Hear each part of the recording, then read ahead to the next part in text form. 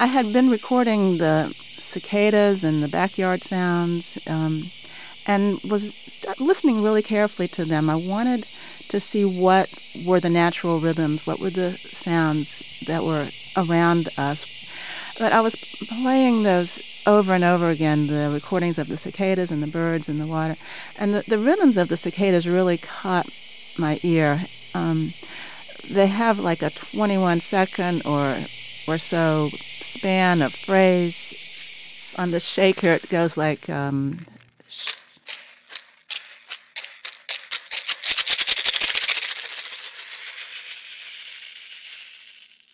or with my mouth, it's this...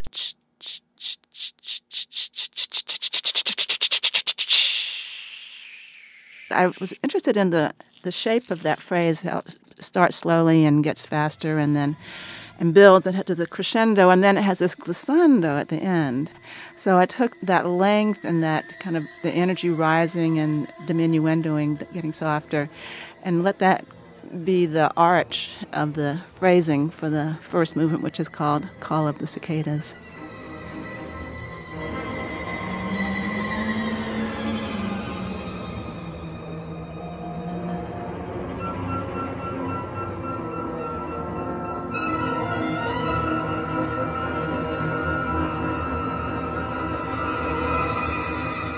Actually, I asked myself, what would Mr. Cicada do? What would he sound like if he had a whole orchestra like I have to play? It wouldn't just be high pitches, and it wouldn't just be those rhythms. Well, what would it be? It certainly would be a broader pitch range from low to high, and so I was able to bring in the basses and the low brass, but I also wanted to give a sense of the summer air and the humidity and the thickness of that summer heat. And so I had the oboes and bassoons.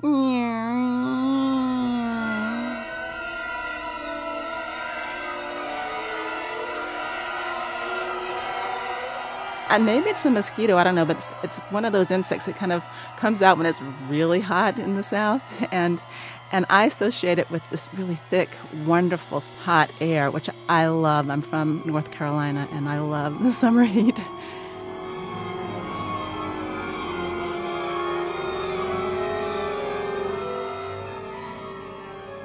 The recordings in Peru were not as dramatic as the ones I had in my backyard.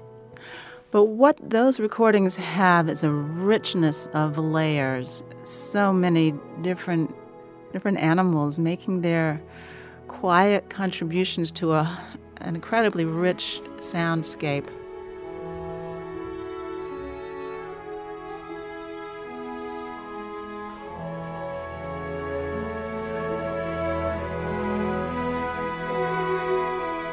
My family and I, when we went to Peru, we stayed at a lodge right on the Towayo River, and one night we went on a canoe ride down this Towayo River.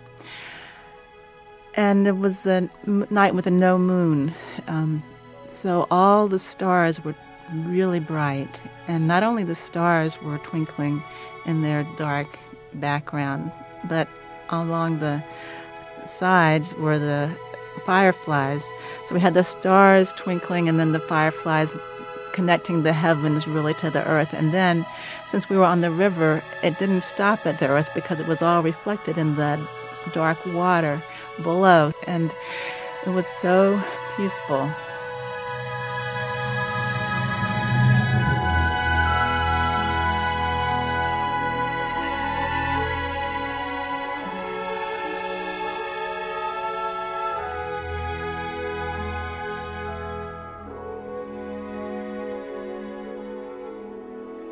The third movement captures the energy of the butterflies that they're swirling around.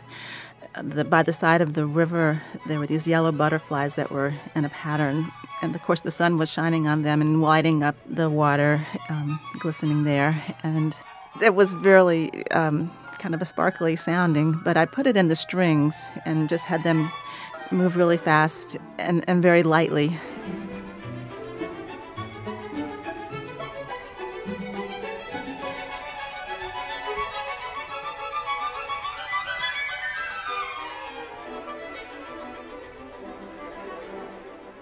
I mean, I hate to proselytize, but in this time, I feel it's so important for us to reconnect with how much we love this earth. I know everyone loves the earth.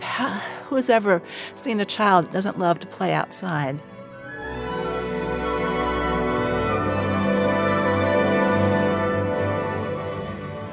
We all come into life loving the earth, and we need to wake up. So I hope this wakes us up. I hope it gives us comfort. I hope it gives us joy.